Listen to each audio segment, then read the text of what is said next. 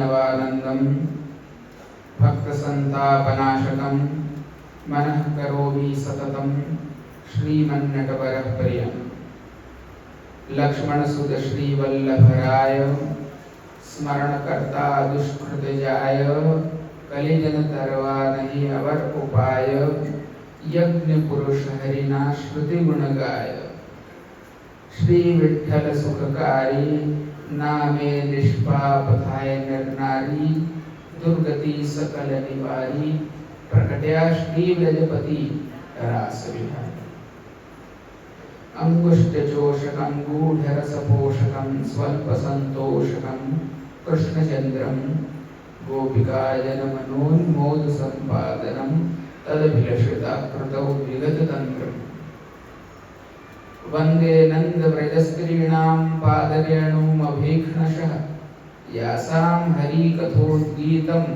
पुनाति भुवनत्रयम्।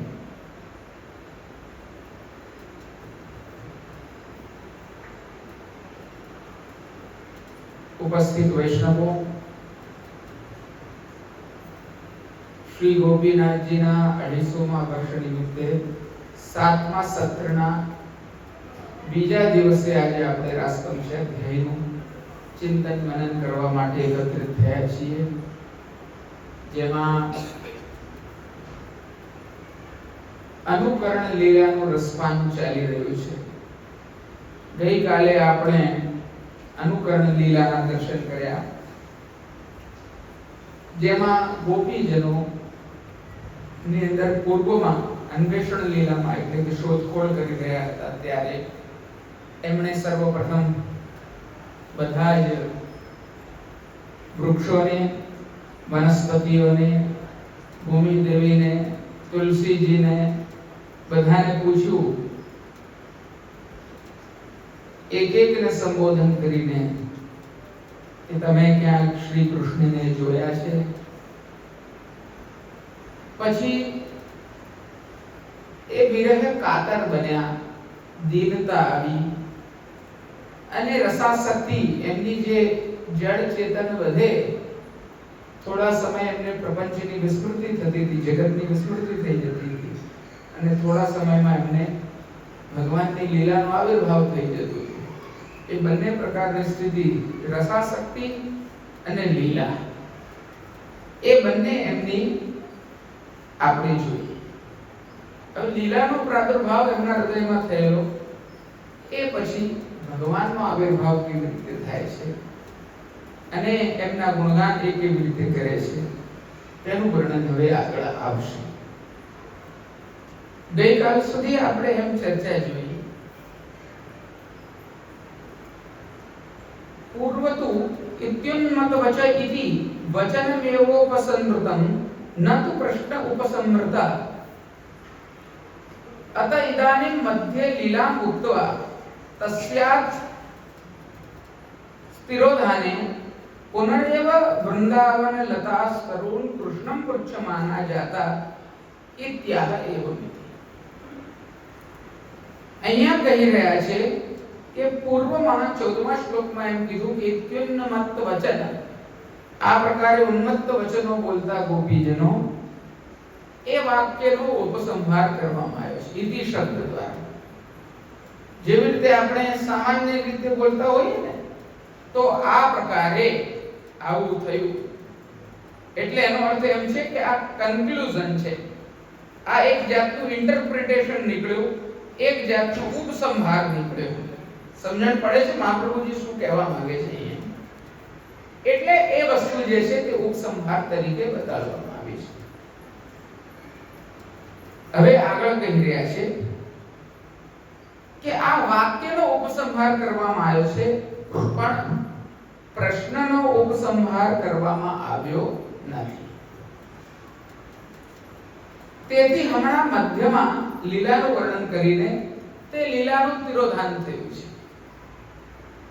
એટલે જે લીલા હૃદયમાં સ્થિત હતી, કોક કૃષ્ણ બની ગઈ, કોક પૂતના બની ગઈ, કોક શકટનું અનુકરણ કરવા લાગી, કોક ગોવાળીઓ બની ગઈ, કોક ગાયો બની ગઈ, જે પ્રકારે એ લોકો લીલા કરી રહ્યા હતા, ભગવાનનું અનુકરણ કરી રહ્યા હતા તે અનુકરણ લીલાનો તિરોધાન થયો છે અને ફરીથી પણ ગોપીજનો વૃંદાવનની લતાઓને પાછા પ્રપંચનું ભાન પાછું થયું છે, જગતનું ભાન પાછું થયું છે. એટલે પાછું એ વિવિધ પ્રકારના તત્વોને ભગવાનમય અવસ્થામાં જો સમજવા જેવી વાત છે. ભગવાનને તો ભૂલ્યા જ નથી એ લોકો, ભગવાનમય અવસ્થામાં જ એ લોકો હવે આગળ પૃચ્છા કરી રહ્યા છે.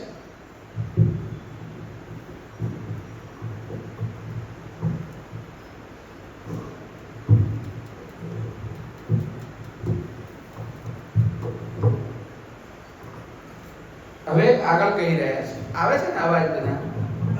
થોડું મને કમ્ફર્ટેબલ નથી.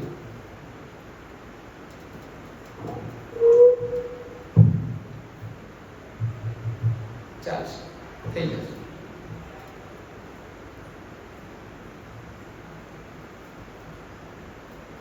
અને આ બાજુ લઈ લો તો ફાવશે.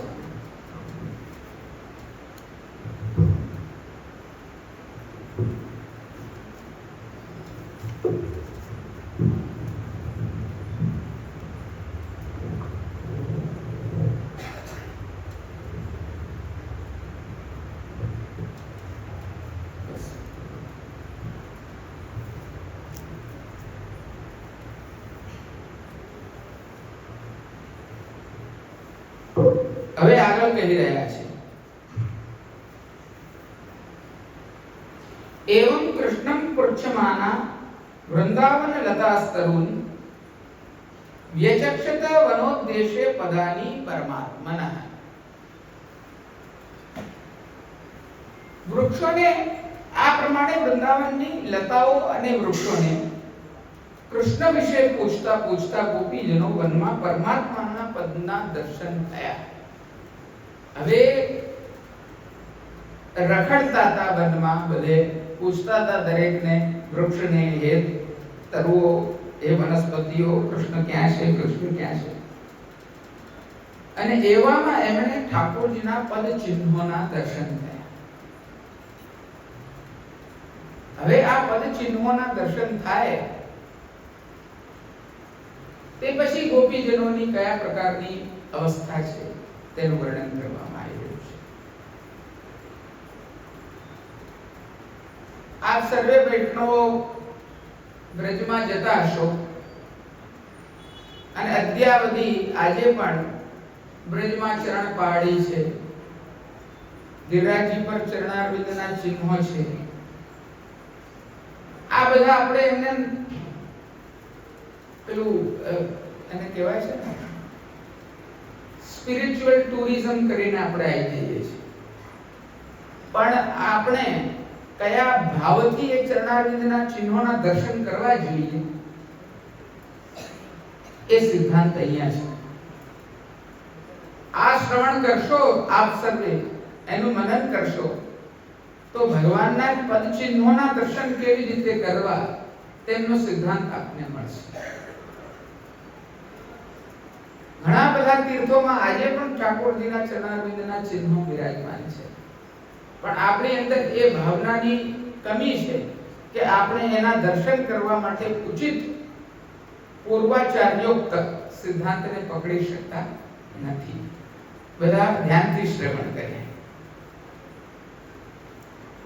ગોપીજનોએ વૃંદાવનની લતાઓ અને વૃક્ષોને શ્રી કૃષ્ણ ભગવાન વિશે પ્રશ્ન કર્યો, પણ જ્યારે ગોપીજનોને તે બાબતમાં ઉત્તર ન મળ્યો ત્યારે ભગવાને તેમનામાં ગોપીજનોમાં આવેશ કરીને તે મોહ દૂર કર્યો અને તેમને બધાનું જ્ઞાન કરાવ્યું.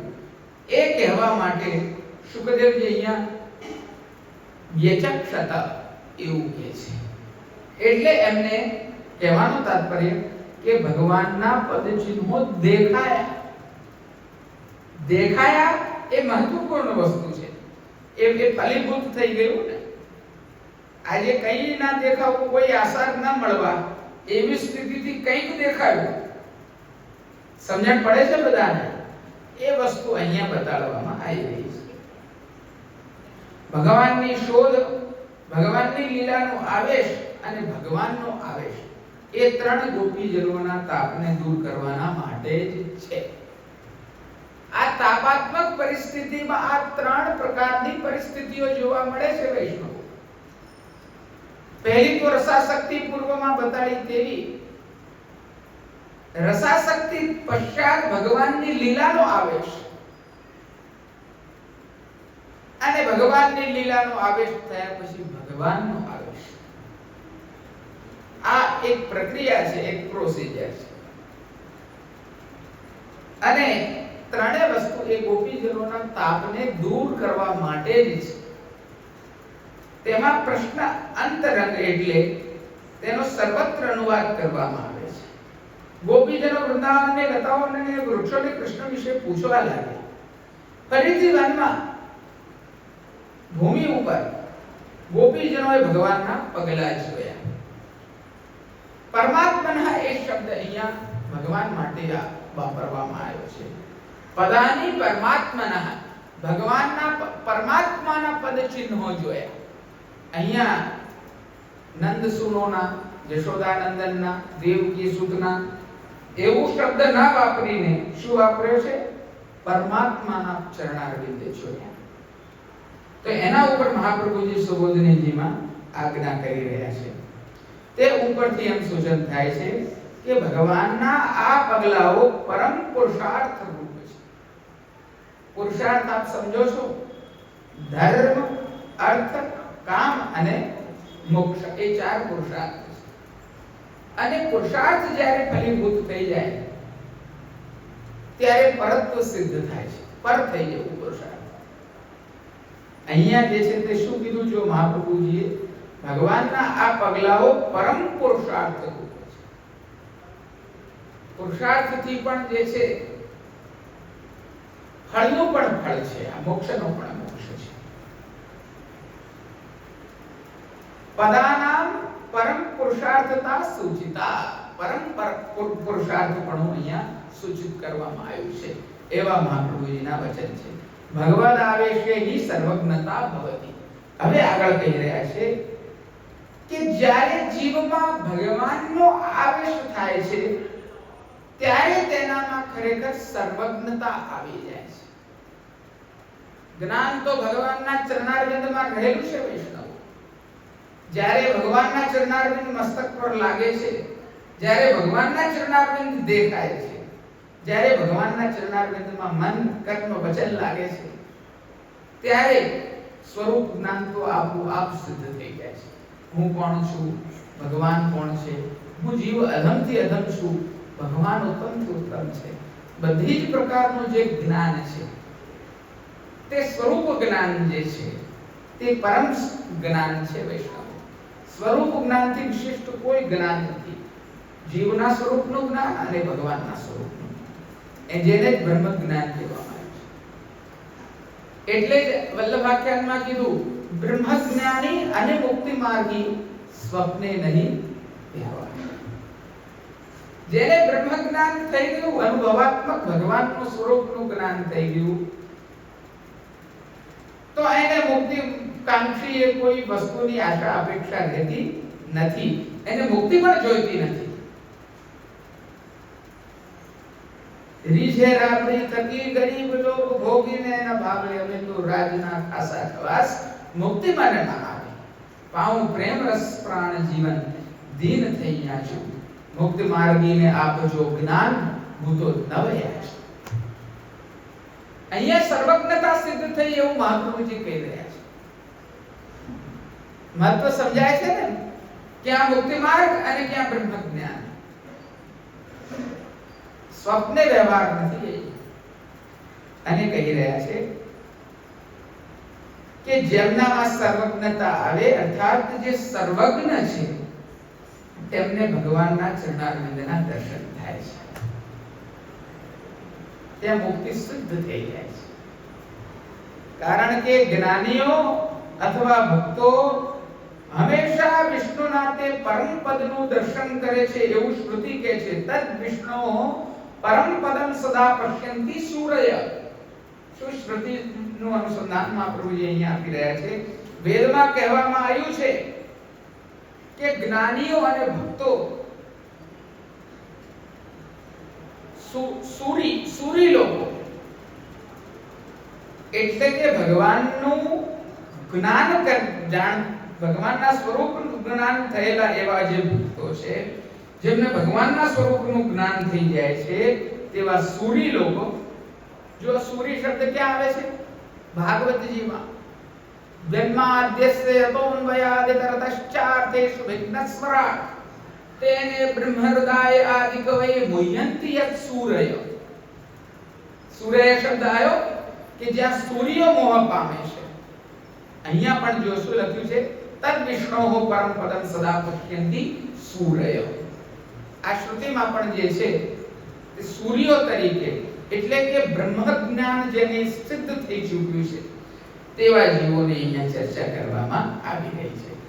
જે એવા સૂરી ભક્તો છે તે પરમ પદ રૂપ વિષ્ણુના ચરણારવિંદને પરમ પદને જુએ છે, પશ્યંતી. તો અહીંયા એ શ્રુતિ સીધી લાગી રહી છે. સમજાય છે મહાપ્રભુજી કેવી અહીંયા આજ્ઞા કરી રહ્યા છે? આ ગોપીજનો પણ પહેલાની માફક 10 પ્રકારના છે. હવે ચરણારવિંદના જે દર્શન કરી રહ્યા છે તે લોકો કેટલી જાતના છે? 10 પ્રકારના. સાત્વિક સાત્વિક સાત્વિક રાજસ સાત્વિક તામસ રાજસ રાજસ રાજસ સાત્વિક રાજસ તામસ તામસ તામસ તામસ સાત્વિક તામસ રાજસ અને નિર્ગુણ. 10 જાતના થયા. બરાબર? પ્રત્યક્ષ જોઈ શકાય એવા ભગવાનના પગલા બધાય જુએ છે. તેથી તેમને યથાત્મિક જ્ઞાન સિદ્ધ થાય છે. અર્થાત ભગવાનના પગલાનું દર્શન સાધન છે, યથાત્મિક જ્ઞાન જે છે તે સાધન છે. સમજાય વાત? દર્શન જે પગલાના થયા એ સાધન થયું અને યથાત્મક જ્ઞાન થશે, આત્મિક રૂપે ભગવાનના સ્વરૂપનું જ્ઞાન થશે તે સાધ્ય થયું કે જે સિદ્ધ થવાનું છે, જે ફળ સ્વરૂપે એમને પ્રાપ્ત થવાનું છે. તેથી ગોપીજનો પ્રથમ કહેવા લાગ્યા, પદાની વ્યક્તમ એતાની નંદ સુનોર મહાત્મનઃ લક્ષ્યંતે હિ ધ્વજાંબોજ ચક્રાંકુશ યવાદિભિ. એ ચરણારવિંદના ચિહ્નોમાં શું શું છે એનું વર્ણન અહીંયા કરવામાં આવ્યું છે. ધ્વજા,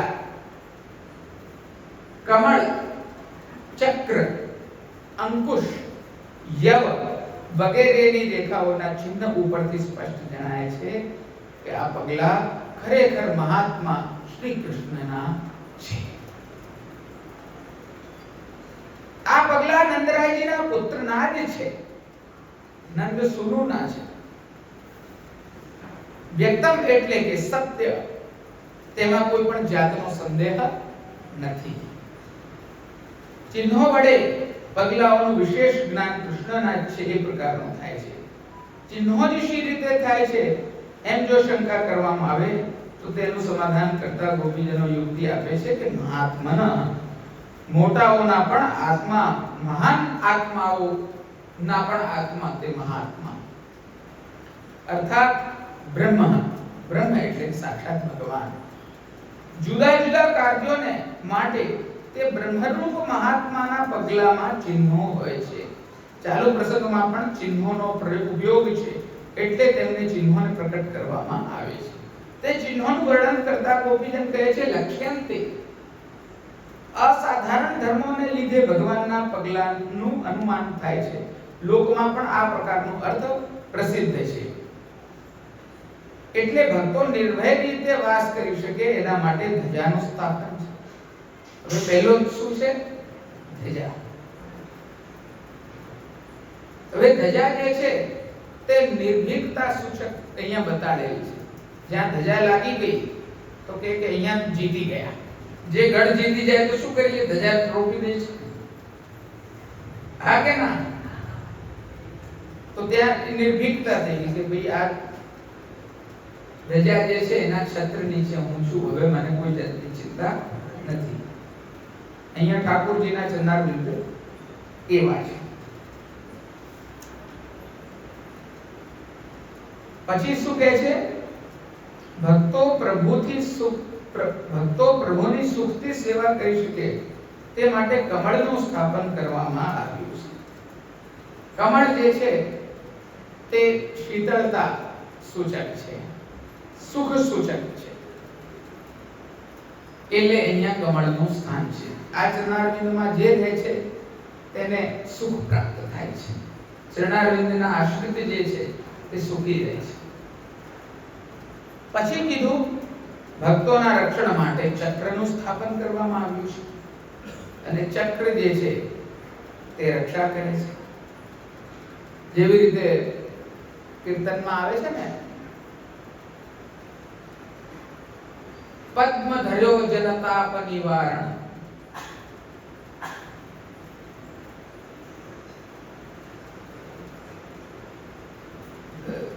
चक्र सुदर्शन धर्यो कमल कर, भक्तन की रक्षा के कारण, गदाधरी दुष्टन संहारण. હું ચૂકું છું જરા. હમણાં જન્માષ્ટમીનો સમય હોત, એ બધો સમય હોત તો હમણાં ફટફટ પાર નીકળ્યો. હમણાં ઉષ્ણકાલના પદો અંદર ચાલી ગયા. આપણો વર્ષોત્સવનો ક્રમ જ બધો અદ્ભુત છે. અને એટલી ખામી અમારામાં પણ ખરી કે સંપૂર્ણ વર્ષોત્સવની લીલા એ અમારે એટલી હૃદયસ્થ નથી થયેલી કે અમે ચૂકી જઈએ છીએ. સમય સમય પર અમને સુધી આવી જાય છે. અત્યારે ચંદનના પદોની સુધી આવી ગઈ છે બધી, પણ મહાત્માના પદો જે છે તે ચિંતનમાં નથી રહ્યા. અમારા રણછોડલાલજી તાજીના વચનામૃતમાં આવે છે કે અમને સંગ જે મળે છે તે આપનો મળે છે, અને આપ લોકો જેવા હો છો એવા અમે થઈએ છીએ. આપ લોકો અમને લૌકિકમાં નાખશો તો અમે લૌકિકમાં જતા રહીશું, જેવું આજે પ્રાય ઘણી જગ્યાએ જોવામાં આવી રહ્યું છે. અને આપ લોકો જો અમને આમાં રચ્યા પચ્યા રાખશો તો અમે નિશ્ચિત રૂપે આમાં જ રચ્યા પચ્યા રહીશું. અને હું તો ગોપીનાથ દાદાના ચરણારવિંદમાં એ જ વિનંતી કરું છું કે તમને અને મને આમાં જ રચ્યા પચ્યા રાખે.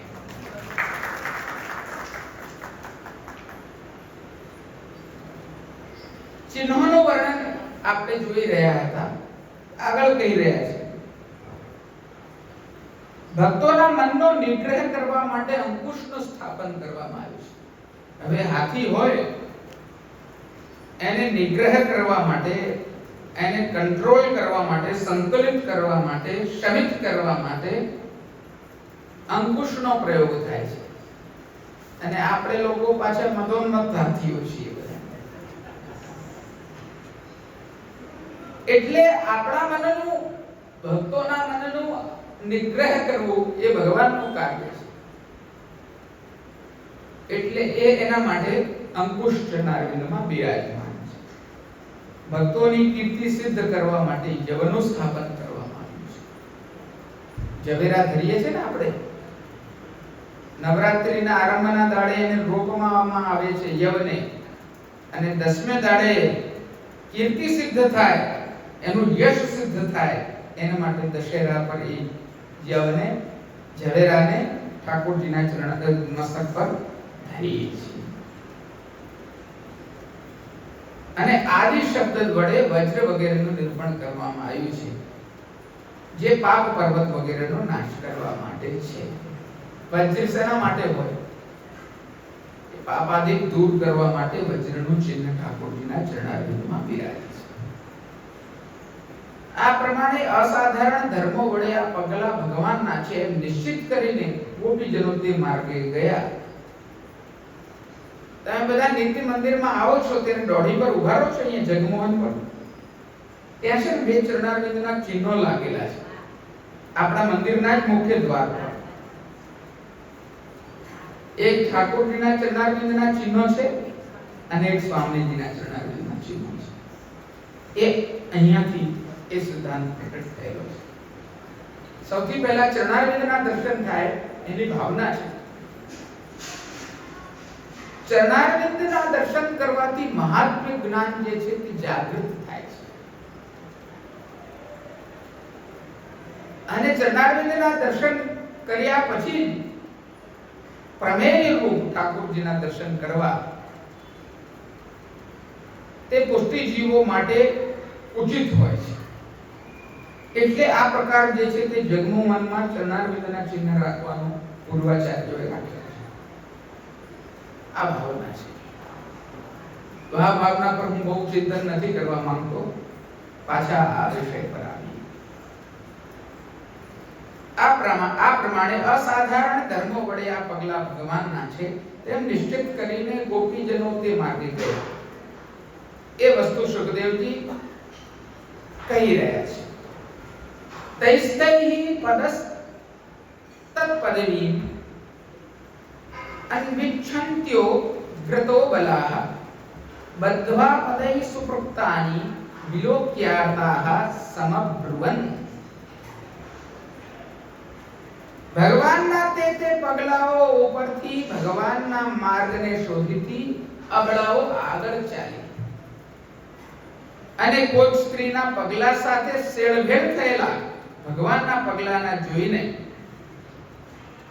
તે ખેદ પામતી માહો માહ બોલવા લાગી. શું બોલવા લાગ્યા આ બધા ગોપીજનો? એ આગળ આવશે. પહેલા આ શ્લોકનો સુબોધનીજીમાં શું તાત્પર્ય બતાડેલો છે તે સમજીએ. જ્ઞાનનું પર્યવસાન. પર્યવસાનનો અર્થ છે કે જ્ઞાનનું એક રિઝલ્ટ, પરિણામ. અંતક્રિયામાં છે એટલે ગોપીજનોની ક્રિયાનું વર્ણન કરવામાં આવી રહ્યું છે. એટલે કહેવાનો તાત્પર્ય એવો થયો કે ગોપીજનોને ભગવાનના પગલાના દર્શનથી યથાર્થ જ્ઞાન થયું અને આ જ્ઞાનના પ્રમાણે પરિણામે હવે એ લોકો ક્રિયાનું વર્ણન કરી રહ્યા છે, ક્રિયા પ્રકટ કરી રહ્યા છે. અબલાઓ ગોપીજનો ભગવાનના માર્ગને શોધતી આગળ ચાલી. વચમાં ગોપીજનોને પ્રતિબંધ થયો એમ સૂચિત કરવા બધવા એ પદ સૂચિત કરવામાં આવ્યું છે. જો ગોપીજનમાં મત્સર દોષ ન હોત તો તે ભગવાનની પાસે જ ગયા હોત, પરંતુ દોષના લીધે તે લોકો કુંઠિત થઈ ગયા. હવે અહીંયા વચ્ચે બધવા એ શબ્દ વાપરીને એમ બતાવ્યું કે ગોપીજનોને મત્સર્ય થઈ રહ્યું છે, દ્વેષ થઈ રહ્યું છે અહીંયા, અને એના કારણે એમને ભગવાન તરત નથી મળી રહ્યા. શું કહી રહ્યા છે જુઓ.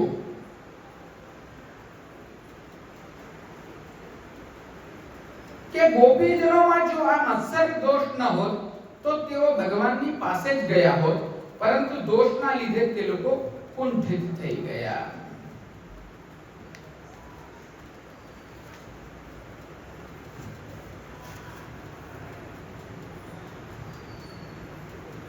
આના સુબોધનીજીનું શું વાક્ય છે એ બી આપણે એકવાર વાંચી લઈએ. દોષ વશાચ્ચ પરમ કુંઠિતા ભવંતી યદિ તાસામ મત્સર દોષો ન સ્યાત.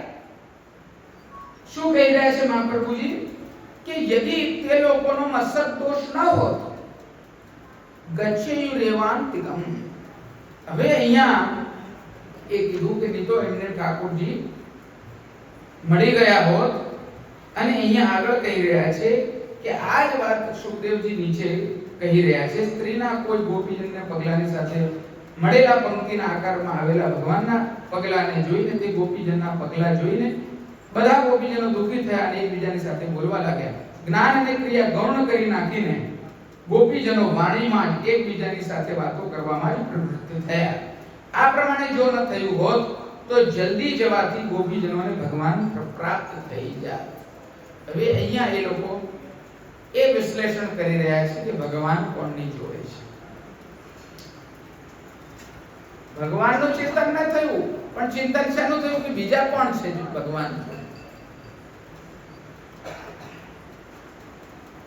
આ એક આપણને સારી શિક્ષા છે. કોણ શું સેવા કરી રહ્યું છે ઠાકોરજીની, એની ચિંતા નહીં કરવી. આપણને શું સેવા મળી અને આપણને શું સેવા મળી શકે છે,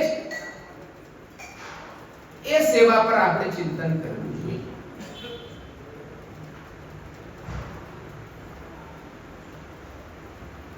અને જે દુઃખ છે તે આનું જ છે. સેવામાં જે વ્યવધાન છે તે આ જ દુઃખ છે સૌથી મોટું. પેલાને શું મળ્યું, મને શું મળ્યું. આપણે લોકો મૂર્ખામી ત્યાં સુધી કરતા હોઈએ છીએ કે સ્તરનો વિચાર કર્યા વગર આપણી પોતાની જેને આપણે કહીએ કે કક્ષાનો વિચાર કર્યા વગર 84-252 સુધી પહોંચી જઈએ છીએ. ઓહો, ફલાણાને તો આવો અનુભવ થયો જે એમને તો થતો જ નથી. અરે મારા વાલા, તમે છો.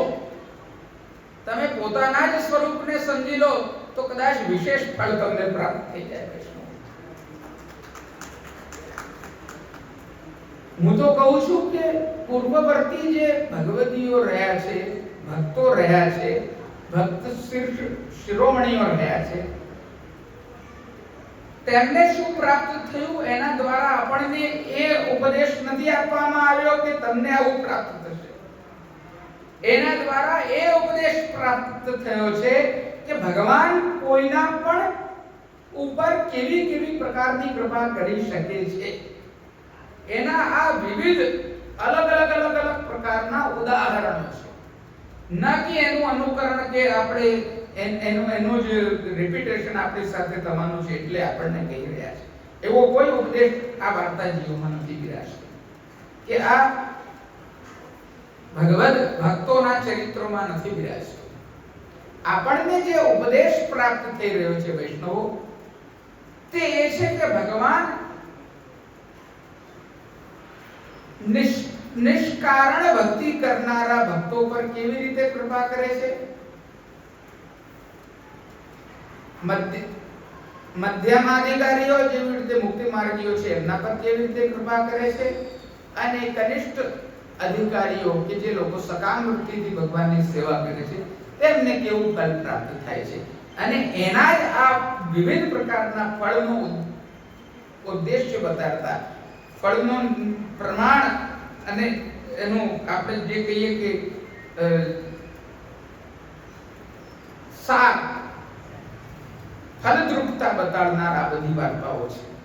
એટલે એમાં કોઈ દાડો કોઈ બીજા ભક્તના અથવા કોઈ બાજુવાળા વ્યક્તિના આધારે પોતાના ફળનું ચિંતન કરવું તે મારા મત અનુસાર મૂર્ખામી છે. આપણે છીએ, આપણી સાથે ભગવાન કયા પ્રકારે સેવા લેવા માંગે છે, આપણી અંદર કયા ગુણો રહેલા છે, કયા દોષો રહેલા છે, એનું ચિંતન આપણે કરવું જોઈએ. જે ગુણો છે તેને દીનતાથી ભગવાનમાં પ્રવૃત્ત કરવા જોઈએ, અને જે દોષ છે તેનું ચિંતન કરીને વારવાર પોતાના અહંતાનો વિચાર કરીને એ દોષોને નિવૃત્ત કરવા જોઈએ અને દીનતા કેળવવી જોઈએ. આ સિદ્ધાંત આપણને આ બધી જગ્યાએ પ્રાપ્ત થાય છે. અહીંયા જે ગોપીજનો ભગવાનના પદ ચિહ્નો સાથે બીજા કોઈના એટલે કે સ્વામિનારાયણના પદ ચિહ્નો જોયા, એનાથી એ મત્સર્યથી યુક્ત થયા. એ મત્સર્ય દોષ દ્વેષ ભાવના જે એમનામાં પ્રકટ થઈ તે લોકો આગળ કહી રહ્યા છે. જો એ પ્રકટ ના થઈ હોત તો સીધા એમને ભગવાન જ પ્રાપ્ત થયા હોત એવું મહાપ્રભુજી કહી રહ્યા છે. સુખદેવજીની વાણીમાંથી ગૂઢ અર્થ કાઢી એટલે હવે આગળ કહી રહ્યા છે, કસ્યાહ પદાની ચૈતાની યાતાયા નંદસૂનુના અસન્યસ્ત પ્રકોષ્ઠાયાહ કરેણોઃ કરિણા યથા. જેમ હાથી હાથણીના ખભા ઉપર પોતાનો હાથ મૂકે છે, તેમ નંદરાયજીના પુત્રે જેના ખભા પર પોતાનો હાથ મૂક્યો છે, એવી નંદરાયજીના પુત્રની સાથે જનાર આ કઈ સ્ત્રીના પગલા છે. અહીં પુરુષનો સંભવ નથી તેમ બીજા ગામની સ્ત્રીઓનો પણ અસંભવ છે. તેથી આપણામાંથી કોઈ ગોપીજનના પગલા હશે તેવું અહીંયા મહાપ્રભુજી કહી રહ્યા છે. એવો એમનો તાત્પર્ય છે કહેવાનો. આ શ્લોકમાં ગોપીજનોએ જે પ્રશ્ન કર્યો છે તેનું પ્રયોજન બીજી સ્ત્રીનો નિર્ણય કરીને વિશેષ જ્ઞાન મેળવવાનું છે. એમને ભગવાનના ચરણારવિંદનું જ્ઞાન થઈ ગયું એટલું એમ જુઓ તો પૂર્ણ હતું, પણ એમને પાછા બીજા પદચિહ્નો પણ જોયા અને એનું પણ ચિંતન કર્યું કે આ કોણ હશે. એટલે ત્યાં મત્સર્ય ભાવ પ્રકટ થઈ ગયો છે અને એ જ દોષરૂપ છે. અર્થાત અમુક સ્ત્રીના જ આ પગલા છે એવું વિશેષ જ્ઞાન મેળવવા માટે પ્રશ્ન કરવામાં આવ્યો છે. અરે આ પગલામાં ચિહ્નો છે, જેનો અર્થ એ છે કે ભગવાન અને ગોપીની ચેષ્ટા જણાવનારા ચિહ્નો પણ અહીં છે. તે ગોપી ખરેખર નંદરાયજીના પુત્રની સાથે જ ગઈ છે, અન્યથા ભગવાન જાય નહીં.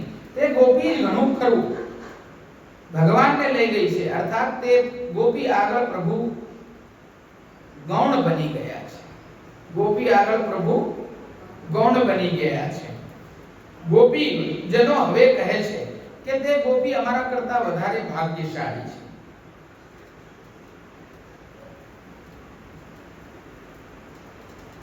कुंवर राधिका तू सकल सौभाग्य सीमा.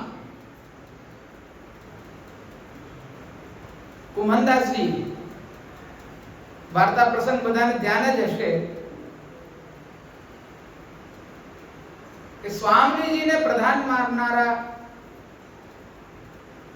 લોકો વચ્ચે કુમનદાસજીએ આ પદનું ગાન કર્યું હતું અને એ પદ એટલું સુંદર છે કે સ્વામીજીની શોભાને પરમોત્કૃષ્ટ રીતે કુમનદાસજીએ ત્યાં પ્રકટ કરી છે. એ પદ પર હું નથી જતો, આગળ વાંચું છું. જેના ખભા પર ભગવાને હાથ મૂક્યો તે ગોપી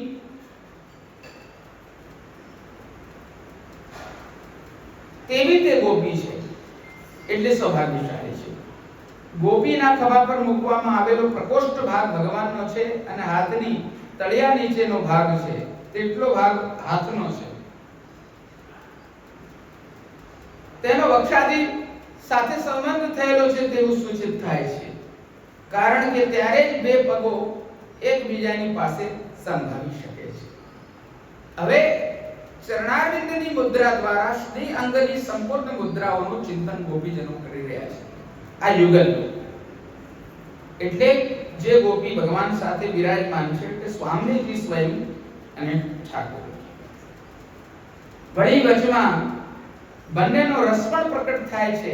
એમ કરેણો હો કરણી યથા કરણા યથા એવું દૃષ્ટાંત આપે છે. જેમ હાથીના ખભા પર હાથી પોતાનો હાથ પ્રસારે છે તેમ ગોપીના ખભા પર ભગવાને પોતાનો હાથ પ્રસાર્યો છે. કરેણું એટલે હાથીની સ્ત્રી હાથણી. હવે અહીંયા આ સ્પર્શાદિકનું વર્ણન જે છે તે હાથીઓ દ્વારા, હાથી અને હથણી દ્વારા બતાડેલું છે. આ કીર્તનો આપણે ત્યાં સ્નાન યાત્રાથી લઈને રથયાત્રા વચ્ચે બધા ગવાય છે હાથીની ભાવના. राधे तू अतही रंग भरी आदर कर बेटी नंद नंदन दूने चाव चढ़ी छूटी लट टूटी नकवे सर मोदन की दुलरी मैं जानी ते फौज मनमत की लूट लई सके. એ બધા પદો સ્નાન યાત્રા પછી આવશે. અહીંયા આજ કરણી રમણનું વર્ણન કરવામાં આવ્યું છે અને આ ચિહ્નોની આકૃતિ અને આ ચિહ્નોની મુદ્રા દ્વારા શ્રીયંગની મુદ્રા કેવી હશે તેનું ચિંતન અહીંયા કરવામાં આવ્યું છે. કામશાસ્ત્ર અને શૃંગાર રસ નું વિચારશીલ જે દ્રવીભૂત રસ છે તે મહાપ્રભુજી અહીંયા બતાડી રહ્યા છે અને અહીંયા કહી રહ્યા છે શૃંગાર રસમાં સ્પર્શ સુખ જ મુખ્ય છે અને એ સ્પર્શ અહીંયા હાથીના દાખલાથી બતાડવામાં આવ્યું છે. તેનું હાથીનો દૃષ્ટાંત આપવામાં આવ્યું છે. આ મહાપ્રભુજીના અહીંયા વચનો બતાડ્યા છે કે સ્પર્શ સુખમ એવ પ્રધાનમ ઇતિ ગજો દૃષ્ટાંતિ કૃતા એવું મહાપ્રભુજી કહી રહ્યા છે. આ પ્રમાણે ત્રણ પ્રકારની સત્વ પ્રધાન ગોપિકાઓનું વર્ણન કરવામાં આવ્યું છે. આ બધી સત્વ પ્રધાન ગોપિકાઓ છે. હવે સુખદેવજી નિર્ગુણ ગોપિકાના બે શ્લોકો કહી રહ્યા છે. આ સત્વ પ્રધાન ગોપિકાઓએ કીધું, હવે નિર્ગુણ ગોપીજનો કહી રહ્યા છે. મેં પૂર્વમાં વાત કરી ને એમ 10 પ્રકારના ગોપીજનોનું અહીંયા વર્ણન આવશે અને એ બધા કહેશે કે આ ચરણારવિંદના ચિહ્નો દ્વારા શું શું અભિસૂચિત થઈ રહ્યું છે, એમને કયા કયા પ્રકારનો અનુભવ થઈ રહ્યો છે. હવે આગળ કહી રહ્યા છે એ શ્લોક, આ બે શ્લોક આગળ જે આવશે તે દોષના અભાવનું પ્રતિપાદન કરે છે અને બીજા શ્લોક ગુણનું પ્રતિપાદન કરે છે. પહેલા શ્લોકમાં દોષનો અભાવ બતાવશે અને બીજા શ્લોકમાં ગુણનું પ્રતિપાદન બતાવશે. આ નિર્ગુણત્વ સૂચિત કરવા માટે. તામસ તામસી ગોપીમાં ભગવાનનો આવેશ થતો નથી એટલે એનું વાક્ય સંભવતું નથી. તેથી તેને બદલે નિર્ગુણ ગોપીનું એક વાક્ય વધારે આપવામાં આવ્યું છે અને તેથી 10 સંખ્યા પૂરી કરવામાં કોઈ જાતનો વાંધો આવતો નથી. આમાં તામસ તામસીનું વચન આવશે નહીં અને નિર્ગુણના બે વચન આવશે એવું અહીંયા કહેવામાં આવ્યું છે મહાપ્રભુજી દ્વારા. એટલે 3 સત્વ પ્રધાન, 2 ગુણાતીત, 3 રજત પ્રધાન અને 2 તમ પ્રધાન એમ મળીને 10 ની સંખ્યા અહીંયા થશે. હવે આગળ કહી રહ્યા છે ગુણાતીત ગોપીનું વર્ણન કરવા માટે, નિર્ગુણ ગોપીનું વર્ણન કરવા માટે. અનયારાધિતો નૂનમ ભગવાન હરિ ઈશ્વર જન્નો વિહાય ગોવિંદ પ્રીતો યામન યદ્રહ. આ ગોપીએ ભગવાન શ્રી હરિની ખરેખર આરાધન કરેલી હોવી જોઈએ. આ ગોપીએ ખરેખર ભગવાનની આરાધના કરી છે. હવે જો આરાધન કરનાર ગોપી કોણ હોઈ શકે? જે આરાધન કરવા માટે પ્રકટ થઈ છે અને જે આરાધન કરવા માટે પ્રકટ થઈ છે તે જ રાધા છે. અહીંયા જો ઠાકોરજીનો ટકોરો બોલે છે તસ્મૈ કાલાત્મને નમઃ. મધુસૂદનલાલજી તાજી આજ્ઞા કરતા હતા કે ટકોરો બોલે એ ભગવાનની સાક્ષી છે. અને અહીંયા આપણે સ્વામીજીના સ્વરૂપનું ચિંતન કરી રહ્યા છે અને ઠાકોરજી એમાં સાક્ષી થઈ રહ્યા છે.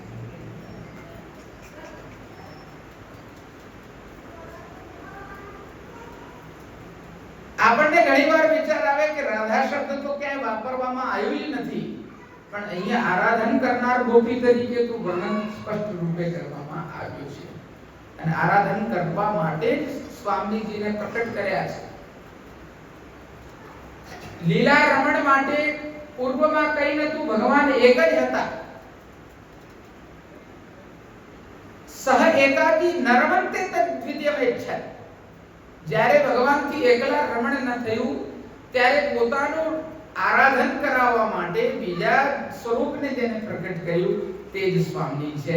એ જ પતિ ચ પત્ની અભાવતા શ્રુતિઓ કહે છે, વેદો કહે છે. અને જે પતિ પત્ની તરીકે પ્રકટ થયા તે જ સ્વામીજી છે, તે જ રાધા છે. અને આ તો ભાગવત શાસ્ત્ર ભગવાનના પોતાના મુખનું છે.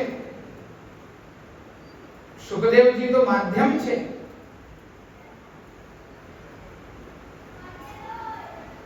પોતે તે પ્રકટ પોતા તણો જશ તણો કર્યો ઉચ્ચાર. એટલે પોતે જ્યારે પોતાના જ લીલાઓના સ્વરૂપને બતાડતા હોય તો પત્નીનું નામ ન બોલાય.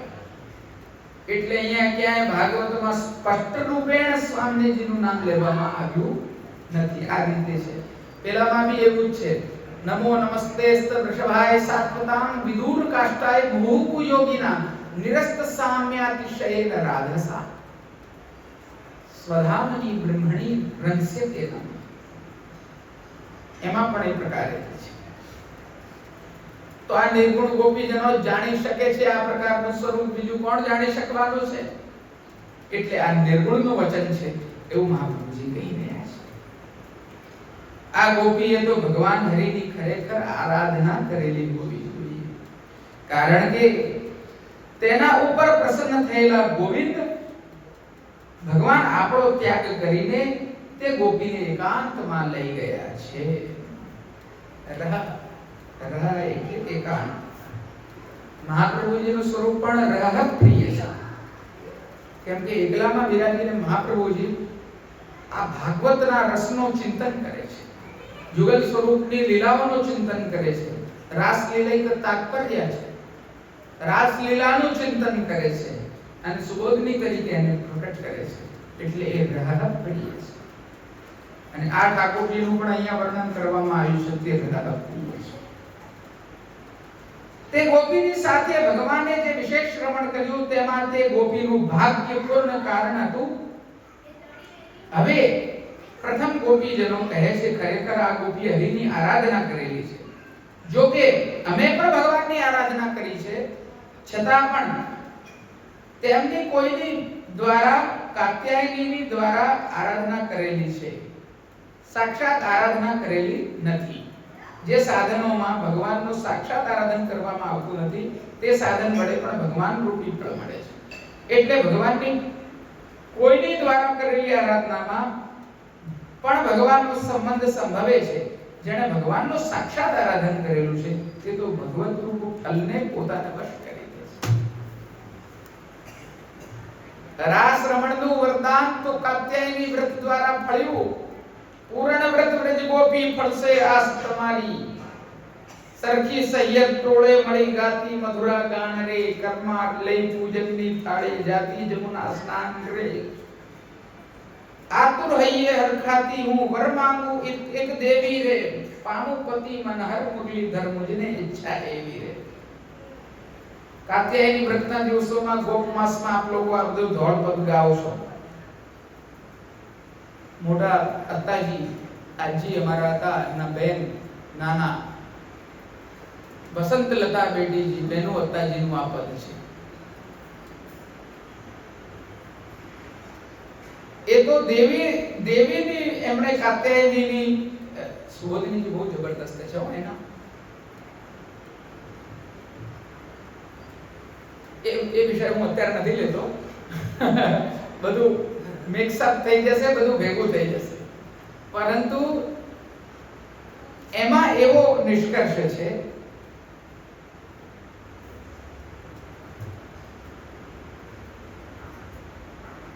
તાસામ વાસામ સિપાદાય નીપ મારો યસત્તરમ. ત્યાં નીપ તરીકે કદંબના વૃક્ષને કીધું છે. નિદ્રામ અમૃતમ નિદ્રામ કામમ, ઇમ એટલે કે કામમ, પીવતી એટલે નીપમ. એ પ્રકારે એનું વિશ્લેષણ કરવામાં આવ્યું છે. અહીંયા લૌકિક કામનાઓનો ત્યાગ કરાવી ગોપીજનોનો પોતે એમનો નિરોધ સિદ્ધ કર્યો છે અને પોતાની અંદર એમને રોધન કર્યું છે, પ્રવૃત્ત કર્યા છે અને લૌકિક કામને નષ્ટ કરીને પોતે એમનો કામ જે છે તે પી ગયા છે અને પોતાની અંદર એને સ્થાપિત કર્યા છે, ખેંચ્યા છે, કર્ષ્યા છે. જે કર્ષણ કરે છે તે કૃષ્ણ છે, એવો સાર ત્યાં. એટલે આ બધા જે ગોપીજનો છે જે શોધી રહ્યા છે તે તો ભગવાને ત્યાં એમને કીધું કે તમારું વ્રત પૂર્ણ થઈ ગયું, તમને હું જે છે તે એ રાત્રિઓમાં પ્રાપ્ત થઈશ જ્યારે હું રાસ રમણ કરીશ. તો ત્યાં એમનો આ વરદાન ફલીભૂત થઈ રહ્યો છે. એટલે એ અહીંયા પોતાની કક્ષા એવી બતાડી રહ્યા છે કે અમે તો દેવીનું આરાધન કર્યું અને આ ફળ પ્રાપ્ત કરી રહ્યા છીએ, પણ એને તો કંઈક વિશેષ જ એ જે ગોપી સાથે ભગવાન અંતર ધ્યાન થઈ ગયા છે એને તો કંઈક વિશેષ જ આરાધન કર્યું હશે કે સાક્ષાત ભગવાનનું એમણે આરાધન કર્યું હશે કે એમનું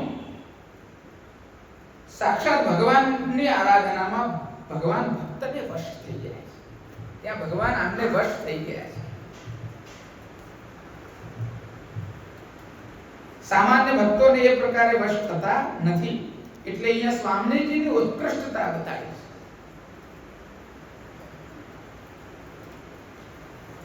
વળી ભગવાનની સાક્ષાત આરાધના પણ માં પણ તારતમ્ય રહેલું છે.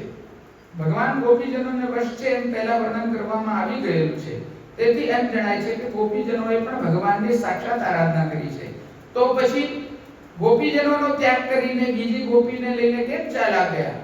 આ પ્રકારનું સમાધાન કરી શંકાનું સમાધાન કહે છે કે ભગવાનના સાક્ષાત આરાધનમાં પણ તારતમ્ય છે, અંતર છે. શું અંતર છે? જે પ્રકારનું પેલી ગોપીએ ભગવાનનું સાક્ષાત આરાધન કરેલું છે તે પ્રકારનું આ બધા ગોપીજનોએ સાક્ષાત આરાધન કરેલું નથી. જો એવું માનીએ કે આમણે પણ કાત્યાયની દેવી તો માત્ર મેષ છે, સાક્ષાત ભગવાનનું આરાધન કરેલું છે, તો પણ જેવું આરાધન આણે કર્યું છે તેવું આરાધન પેલીએ કર્યું નથી એવું અહીંયા સૂચિત કરવામાં આવ્યું છે. અરે જ્યારે બધાના કર્મો સરખા છે તો પછી તેમનામાં અવાંતર ભેદ શી રીતે હોઈ શકે? આ પ્રકારની જો શંકા થાય તો ગોપીજનો કહે છે ભગવાન. શું અહીંયા શબ્દ વાપર્યો છે?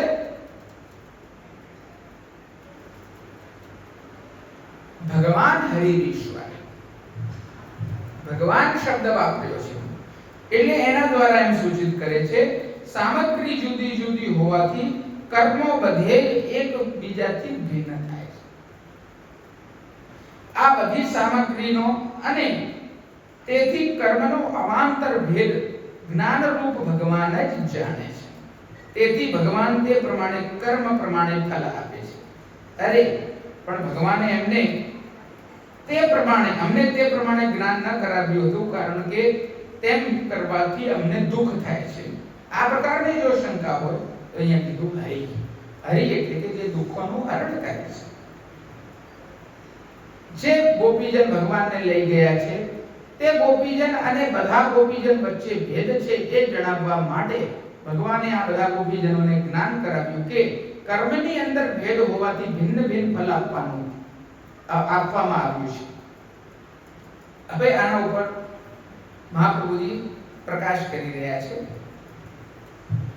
જે ફલ પેલી ગોપી જેને આપવામાં આવ્યું છે એટલે કે સ્વામીજીને આપવામાં આવ્યું છે તે ફલ આ બધા ગોપીજનોને આપવામાં આવ્યું નથી, કારણ કે બંનેના કર્મમાં ભેદ છે.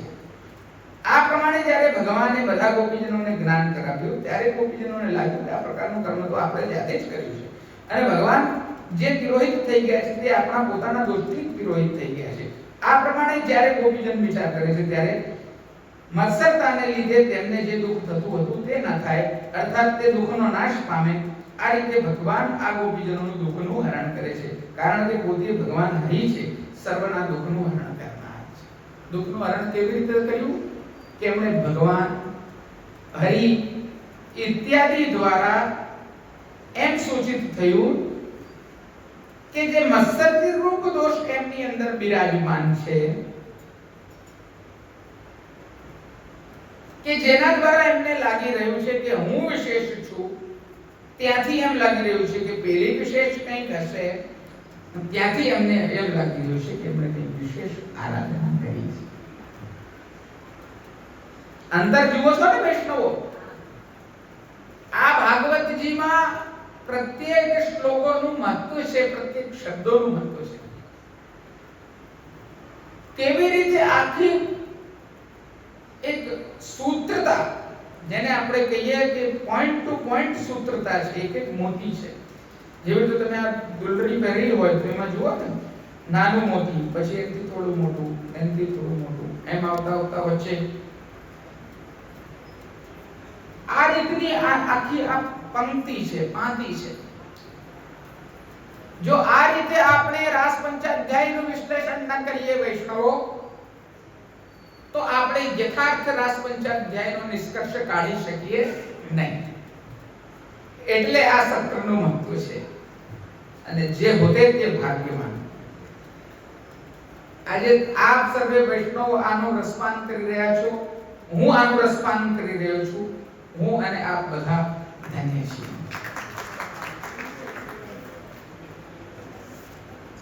આગળ કહી રહ્યા છે તે ગોપી અને અમારી ભક્તિ તો સરખી છે, સામગ્રી ભેદથી કર્મ વિલક્ષણતા અલગ હોઈ શકે છે. હવે આગળ આ શાસ્ત્રાર્થ આગળ વધી રહ્યો છે કે આવું હોઈ શકે છે. ચલો, તો ભક્તિને અનુસાર ભગવાને અમને બધાને તુલ્ય ફલ કેમ ના? ભક્તિ કરનાર તો બધા સરખા છે. ભક્તિમાં ક્યાં અંતર હોય છે? તેનો અહીંયા જવાબ આપી રહ્યા છે. ઈશ્વર, ભગવાન હરિ ઈશ્વર. આ શાસ્ત્રાર્થ છે. ત્રણ જ શબ્દ છે, પણ આ શબ્દ પછી આ કેમ વાપર્યો, આના પછી આ કેમ વાપર્યો, તેનું કારણ આ બધા આચાર્યો કહી શકે છે. સામાન્ય વ્યક્તિઓ બોલી શકતા, સમજી શકતા, કહી શકતા નથી. એટલે આપણા આચાર્યોની વાણી આપણે શ્રવણ કરવી. હવે અહીંયા ત્રીજો શબ્દ એક જ શ્લોકમાં ભગવાન બી વાપર્યો, હરિ બી વાપર્યો અને ઈશ્વર બી વાપર્યો. હવે આ ઈશ્વરનો તાત્પર્ય મહાભૂરી સમજાઈ રહ્યા છે. ભગવાન કોઈ વખત ફળ આપવામાં ભક્તિ સ્વીકારે છે, કોઈ વખત કર્મ સ્વીકારે છે, કોઈ વખત પોતાની ઈચ્છા સ્વીકારે છે. ખરેખર ભગવાન ઈશ્વરનું નિયમન કોઈ કરી શકે તેમ નથી. ભગવાનની ઈચ્છા છે, ઈચ્છાથી આચરણ કરનાર ઈશ્વર છે. ભગવાન કોઈ દાડો તમે એમને બાંધવા ઈચ્છો તો એ બંધાતા નથી. દામોદર લીલાની સુબોધનીજી બહુ સ્પષ્ટ છે એ બાબત. અબધ્યમાન છે ભગવાન, કોઈ દાડો કોઈનાથી બંધાતા નથી. કાલે પણ આપણે એ વસ્તે પ્રસંગને ટાંક્યો હતો. रुक्मणी परिहासोक्ति वाक् क्रोधांकारक. रुक्मणीजीने પરિહાસોક્તિમાં ભગવાને કીધું કે આ તો રૂકમી આદિ બધાને અસુરોને નષ્ટ કરવા માટે મેં તમારી જોડે લગ્ન કર્યા છે ને હું બંધાયો છું, બાકી હું કોઈની જોડે બંધાતો નથી. અને એ સાંભળીને ખરેખર ભગવાન જતા રહેશે એવા તાપના કારણે રૂકમણીજી મૂર્છિત થઈ જાય છે. એ પરિહાસોક્તિમાં રૂકમણીજી મૂર્છિત થઈ જાય છે. એટલે ભગવાન જે છે તે કોઈનાથી બંધાતા નથી, કોઈનાથી બંધાયેલા નથી, કોઈનાથી બંધાતા નથી. શ્રી પુરુષોત્તમ સ્વતંત્ર ક્રીડા લીલા વિજતન ધારી, 7 દિવસ ગિરવર કર ધાર્યો, વાસવ દૃષ્ટિ નિવારી. સ્વતંત્ર ક્રીડા, સ્વેચ્છાચાર બધે ચાલે છે. કોઈનાથી વશમાં નથી રહેતા. લાલન નાહી કાહુ કે બસ કે, બાબરી બહી ત્રે ત્રિયા તે મનસો મન અરજાયો, વે તો સદાઈ અપને રસ કે. નિરખ પરખ દેખ જીવ કો ભ્રમ ગયો, કામિને વૃંદન કે મન ન કસ. તદપિ કछु મોહની ગોવિંદ પ્રભુ બે, જુગતી સભા મે મદદ સુયેશ. કોઈનાથી બંધાયેલા નથી. આ ઈશ્વર છે, એનું નિયમન કોઈ કરી શકતું નથી. આગળ ભગવાન સ્વતંત્ર છે, તેથી એમને ભક્તિ માર્ગમાં યોજે છે અને કર્મ માર્ગમાં યોજતા નથી. અહીંયા આગળ કહી રહ્યા છે કે ભગવાન પોતાની ઈચ્છા માટે, પોતાની ઈચ્છાથી ક્રીડા કરે છે, તેના માટે અમને, અમે જે ભક્તો છીએ તેમને ભક્તિ માર્ગમાં જોડ્યા છે. પાપ પુણ્યના ચક્કરમાં અમને નથી નાખ્યા કર્મમાં. તત્પ્રસવ કર્મ પદ સ્નેહ રસહીન જે શ્વેત જાણી વિમુખ તાણી લીધો. વેદ દધી મધ્ય નવનીત જે ભજન રસ ભક્તિ, મતિત માધુરી જીવે શ્રવણ મે.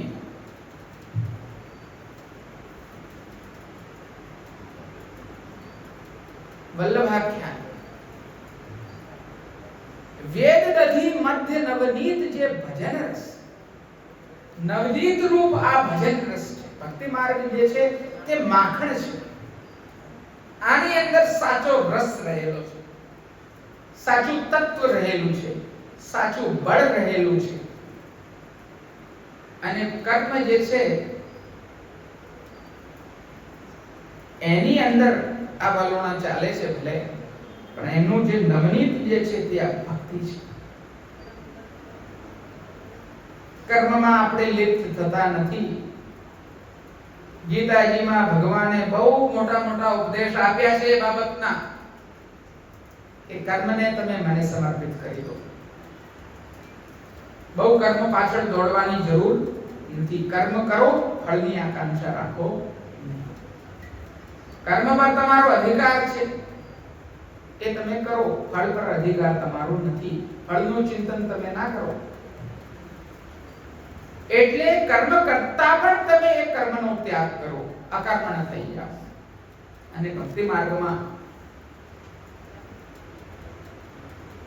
જ્યારે જીવ પ્રવૃત્ત થાય છે ત્યારે એ સમગ્ર પ્રકારના પોતાના જે કર્મ છે તે ભગવાનના ચરણારવિંદમાં સમર્પિત કરી દે છે. હું બ્રાહ્મણ તરીકે સંધ્યા વંદન કરું છું, યજ્ઞ કરું છું, અધ્યયન કરું છું, અધ્યાપન કરું છું, ગૌ સેવા કરું છું, ગાયોનું પૂજન કરું છું, પૂજાવું છું, સંકલ્પ કરું છું, બ્રહ્મયજ્ઞ કરું છું, ભાગવતજીનું પૂજન કરું છું, કોઈ બી કર્મ કરું છું, પણ મારું કર્તવ્ય એક ભક્તિ માર્ગીય તરીકે એવું છે, શ્રી ગોપીજન વલ્લભ પ્રિયતાન નમઃ. શ્રી ગોપીજન વલ્લભને આ વસ્તુ પ્રિય છે એટલે હું મારું કર્મ કરી રહ્યો છું. પાપ પુણ્ય માટે હું આ કર્મ કરી રહ્યો નથી. ગોપીજન વલ્લભને પ્રિય થાવ, આ કર્મ એના ચરણારવિંદમાં સમર્પિત થાવ. ન મામા, મારું આમાં કંઈ નથી. તમે પોતપોતાના વર્ણ, આશ્રમ ઇત્યાદિના ધર્મ પ્રમાણે સેવા કરતા હશો, વેપાર કરતા હશો, શાસ્ત્ર ધર્મ કરતા હશો, સેવા કાર્ય જોબ કરતા હશો, કર્મના આધારે કરતા હશો, જન્મના આધારે જે રીતે પણ કરતા હશો, ગુણોના આધારે કરતા હશો, તે બધું જ ભગવાનના ચરણારવિંદમાં સમર્પિત કરવાનો આપણને સિદ્ધાંત બતાડેલો છે. એ જ સાચો ભક્તિ માર્ગીય છે. કર્મની આંટી ઘૂંટીમાં પડશો તો ચક્રમાં ફરતા જ રહેશો. એટલે આપણે ત્યાં કર્મ કરો પણ એની ચિંતા ના કરો, એનું શું ફળ મળ્યું એની ચિંતા ના કરો. ઠાકોરજીના ચરણારવિંદમાં એને સમર્પિત કરીને આગળ હવે મારે શું કર્મ બીજું કરવાનું છે તેનું ચિંતન કરો. આ જ ભક્તિ માર્ગ છે. એટલે અહીંયા કહેવામાં આવ્યું છે કે ભગવાન સ્વતંત્ર છે, તેથી અમને ભક્તિ માર્ગમાં યોજે છે અને કર્મ માર્ગમાં યોજતા નથી. તેથી જ અમારો ત્યાગ કરીને ગોવિંદ સાધારણ ઇન્દ્ર, સર્વ ગોકુલના ઇન્દ્ર હોવા છતાં પણ એકાંતમાં પ્રસન્ન થઈને ગોપીને લઈ ગયા. ઘણી સ્ત્રીઓના સમૂહ કરતા એક જ સ્ત્રીમાં કામરસ મુખ્ય રીતે ઉત્પન્ન થાય છે. ભગવાન તે ગોપીને એકાંતમાં લઈ ગયા તેનું કારણ ભગવાનની પ્રીતિ, પ્રસન્નતા છે. અને ભગવાનની પ્રસન્નતાનું કારણ એ ગોપીની ભક્તિ અથવા કર્મ છે.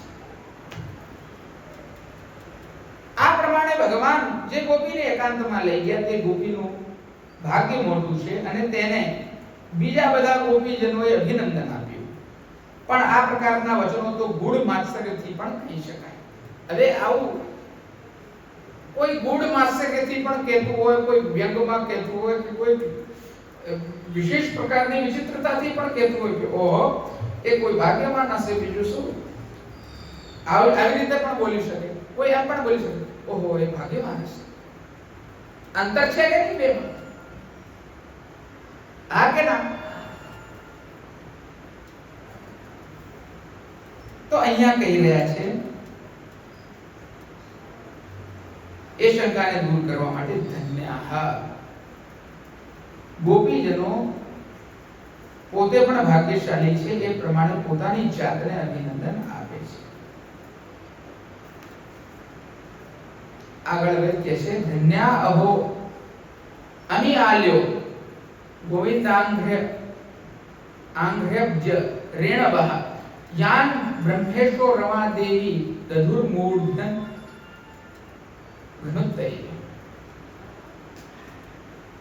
એ સખીઓ અહો, શ્રી કૃષ્ણ ભગવાનના ચરણ કમલની રજ કેટલી બધી ધન્ય છે. એ રજને બ્રહ્મા શિવ અને લક્ષ્મી દેવી પોતાના પાપ દૂર કરવા માટે પોતાના મસ્તક ઉપર ધારણ કરે છે. અહો શબ્દ જે છે તે આશ્ચર્યવાચક છે. આ ગોપીજનો ભગવાનના ચરણારવિંદના રજને વિશેષ રીતે અભિનંદન આપતા અહો શબ્દનો પ્રયોગ કરી રહ્યા છે. અને આવો જ અહો શબ્દનો પ્રયોગ ચરણ રજની રેણુ જોઈને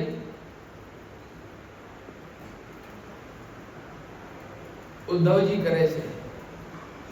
ઉદ્ધવ ગીતમાં આસામ અહો ચરણ રેણુ જુષામ હંસ્યામ વૃંદાવને કિમપી ગુલ્મલતૌષધીનામ યાદુસ્તેજં સ્વજન આર્ય પતં ચ હિત્વા ભેજુર મુકુંદ પદવીમ શ્રુતિ દર્ભવ્યામ.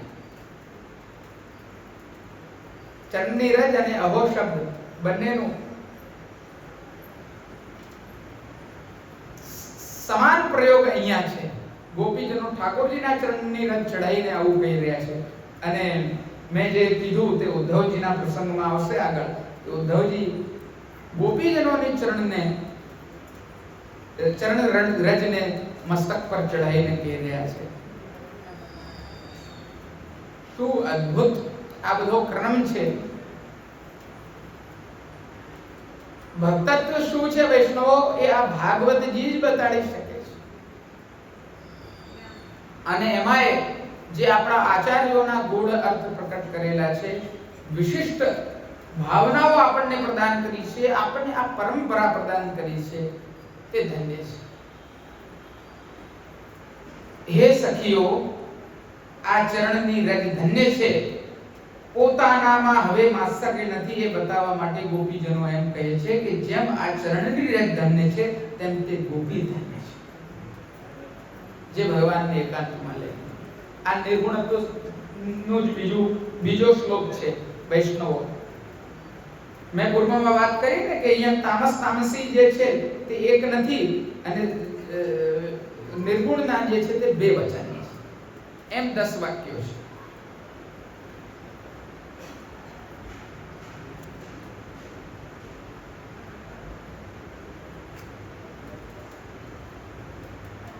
ચરણની રજ પણ ધન્ય છે અને જે ભગવાન જે ગોપીને એકાંતમાં લઈ ગયા છે તે પણ ધન્ય છે.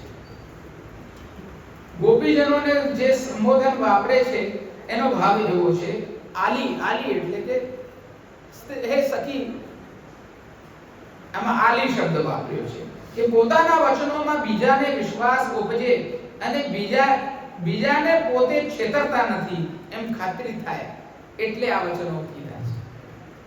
કોઈને આપણે એમ કહીએ કે હે સખી તું સાંભળ, આપણે મિત્ર ભાવથી વાત કરીએ છીએ તો એને ખાતરી પડે, જરા વિશ્વાસ બેસે. અને એમને કોઈને કંઈ કીધું હોય તો આ તો એમને ફાયરિંગ ચાલતું હશે એવો પણ વિચાર આવે. આ પ્રમાણે ભગવાનના ચરણની રેણુની જે શ્રેષ્ઠતા બતાડવામાં આવી છે તે ઉપરથી એમ સિદ્ધ થાય છે કે પોતાના દોષને દૂર કરવા માટે રેણુ જ ધારણ કરવી જોઈએ. કેટલો અદ્ભુત મળી ગયો. વાહ ભાઈ વાહ.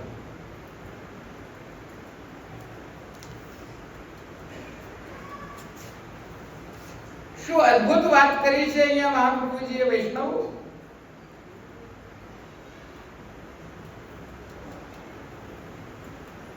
અનેન રેણુકર્ષેણ રેણવ એવ ધાર્યાઃ સ્વદોષ નિવૃત્ત્યર્થમ ઇત્યુક્ત ભવતિ. પૂર્વમત્રૈવ તે રેણવ સ્થિતાઃ ન તદા તેષામ ઉત્કર્ષૈઃ. કેવી અદ્ભુત વાત કીધી છે જીવો વૈષ્ણવો. મારા રોમ રોમ પ્રફુલ્લિત થઈ ગયા છે.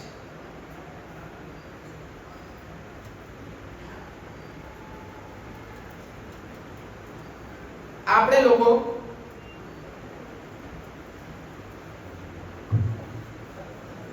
જ્યારે કોઈ બી ભગવત કાર્ય કરીએ છીએ અથવા સ્નાન કરીએ છીએ સવારે ઉઠીને ત્યારે ચરણામૃતની રજ લઈએ છીએ. આંતરિક શુદ્ધિ માટે અંદર લઈએ છીએ, બાહ્ય શુદ્ધિ માટે આંખ પર લગાડીએ છીએ, મસ્તક પર ધારણ કરીએ છીએ અને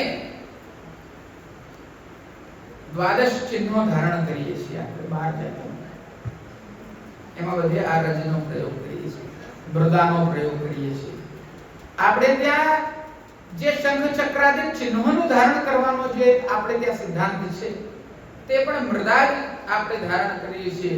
આપણે લોકો તત્વ મુદ્રા ધારણ નથી કરતા.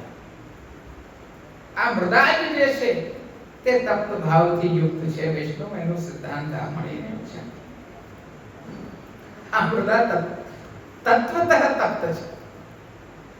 આ ભાવથી જો ધારણ કરીશું તો નિશ્ચિત રૂપે એની અંદર તાપ ભાવ રહેલો છે અને એ જ ભાવથી આપણે આ મુદ્રાને ધારણ કરીએ તો શાસ્ત્રના વચન જે છે તપ્ત મુદ્રાના એ બધા વચનો આમાં આવી જાય.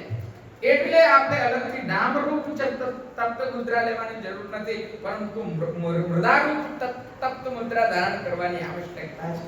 ત્યાં એ આંતર વિરોધ જે છે શાસ્ત્રનો તે નિવૃત્ત થઈ જાય છે જો આ સિદ્ધાંતને આપણે સમજી લઈએ.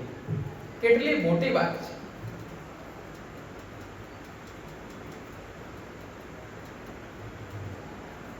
આ ઉપરથી એમ સિદ્ધ થાય છે કે પોતાના દોષને દૂર કરવા માટે રેણુ જ ધારણ કરવી જોઈએ. આ રજ પહેલા આ સ્થળે જ હતી, પણ તે વખતે તેમની શ્રેષ્ઠતા ન હતી. કોની? ભક્તોની, આ ગોપીજનોની એ વખતે એવી શ્રેષ્ઠતા નથી કે એ રજનું મહાત્મ્યને સમજી શકે. આપણે લગાડી દઈએ છીએ પણ એનું મહાત્મ્ય હૃદયમાં સ્થિત નથી. આ ભાવ જ આપણા હૃદયમાં પ્રકટ નથી થતો. એનું કારણ છે કે આ રજ ધારણ કરવા છતાં પણ આપણે ભગવાનનો સાનુભવ કરી શકતા નથી. એનું પણ કારણ અહીંયા આવી ગયું. તે વખતે તેમની શ્રેષ્ઠતા નથી, પરંતુ જ્યારે તેમણે ભગવાનના ચરણનો સંબંધ જ્યારે તેમને થયો ત્યારે તેને ધન ઘટે છે તે ધન્ય થાય છે. જેમ દેવોનું ધન ઇન્દ્ર છે તેમ આપણું ધન કૃષ્ણ છે.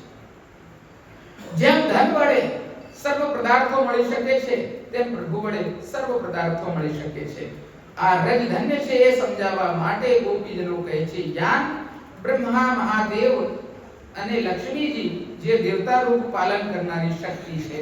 આ બધા દેવો જ્યારે પોતપોતાના અધિકાર પ્રમાણે કાર્ય કરે છે ત્યારે તેમના કાર્યમાં દોષ સંભવે છે. તે દોષ દૂર કરવાને માટે તેમણે ભગવાનના ચરણ કમલની રજ પોતાના મસ્તક ઉપર ધરી છે. અહીં જે લક્ષ્મીજીનું વર્ણન કરવામાં આવ્યું છે તે બ્રહ્માનંદ રૂપ લક્ષ્મીજી નથી એ જણાવવા માટે લક્ષ્મીજીના સંબંધમાં દેવતા પદ વાપરવામાં આવ્યો છે. ભરેલું પડેલું છે આ દેવતાઓનું મહાત્મ્ય નારદ પંચરાત્રાદિક વૈષ્ણવ તંત્રોના આગમમાં ભરેલું પડેલું છે. આ ચરણારવિંદના રજની મહિમા આ દેવતાઓ એમના વિશે શું પોતપોતાના મત છે. નારદજી પંચરાત્રાદિક શાસ્ત્રોમાં કહે છે. અન્ય ઘણા બધા શાસ્ત્રો ભરેલા પડેલા છે આ ચરણારવિંદની મહિમા બતાડવા માટે. આ કારણથી ભગવાનના ચરણ કમલની રજને અમારા મસ્તક ઉપર ધારણ કરીને અમે પણ દોષ રહિત થઈને જે ગોપીને ભગવાન લઈ ગયા છે તે ગોપીજન જેવા બનીએ. હવે રજોગુણ વાળી ગોપીઓ તસ્યા લેશો. આ નિર્ગુણ ગોપીજનનું વચન અહીંયા વિરામ લે છે. હવે રજોગુણથી યુક્ત ગોપીજનના બે વચન આવશે અને પછી તમો ગુણ વાળાના બે આવશે.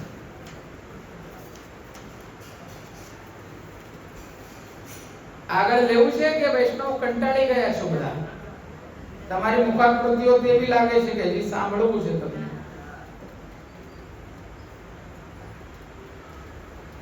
શું સમય થયો? બસ આજે બહુ છે આટલું. હવે પેલા બધા વૈષ્ણવોને તમને જોઈ મને બહુ જ આનંદ થાય છે. છેક પાછળ સુધી બધા આ શ્રવણ કરી રહ્યા છો. મને બહુ જ આનંદ થઈ રહ્યો છે.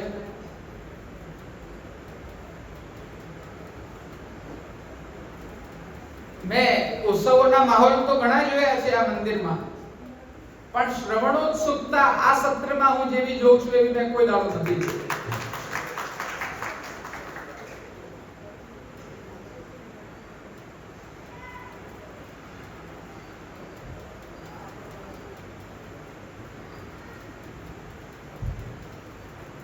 રાજસી ગોપીજનો અને પછી તામસી ગોપીજનોના વચનો આપણે આગળ જોઈશું કાલે. અને એ પછી મહાપ્રભુજીની કારિકા પણ જોઈશું આગળની. અને વિક્ષિપ્ત ચિત્તથી ગોપીજનો કયા પ્રકારે ફરવા લાગ્યા ત્યાં. અને બનશે જો સમયસર આપ સર્વે પધારી જશો તો આ અધ્યાયને જે છે હું વિરામ આપવા ઈચ્છું છું. તો આવતા સત્રથી ગોપી ગીતનો આરંભ થઈ શકે. આ બીજો અધ્યાય આપણે કરી નાખીશું. પતાયું નથી હો. પતાવવું અલગ વસ્તુ છે અને એનો આનંદ લેવો એ અલગ વસ્તુ છે. રસામૃતનો અર્થ શું છે? રસ જે છે તે ઘૂંટડે લેવાય છે. આ એ ભગવદ રસ છે, સાચો રસ છે, અવિકૃત રસ છે. આપ સર્વે વૈષ્ણવો કાલે સમયસર હાજર થશો એવી હું ભાવના રાખું છું. અને ખાસ કહેવાનું મારે કે નટવરલાલનો પાટોત્સવ રવિવારના દિવસે છે.